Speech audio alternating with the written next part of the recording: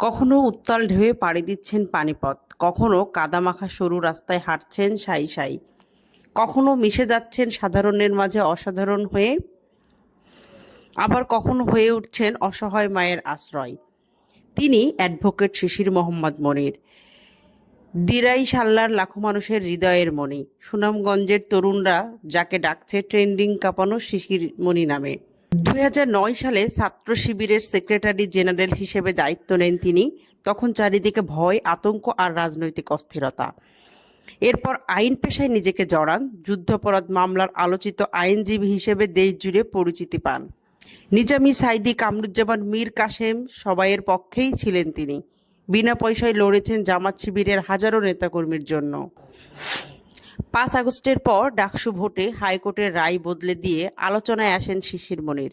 এরপর ঐকমত্য কমিশনে জামাতের হয়ে তার বলিষ্ঠ আইনি উচ্চারণে মুগ্ধ করেছে সবাইকে। এরপর তিনি এসেছেন দিরাই সাল্লায়। হিন্দু অধ্যাসিত এই আসনে জামাতের প্রার্থী হিসেবে তার নমিনেশন অনেকটাই চ্যালেঞ্জিং।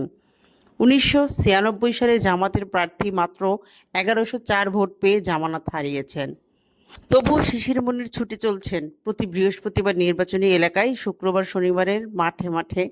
বিদ্যুৎ বিল পরিশোধ, সাঁকো নির্মাণ, খেলাধুলার আয়োজন সবই নিজ অর্থায়নে। তিনি নতুন পাঠ শেখাচ্ছেন দিরাই সাল্লার মাটিতে।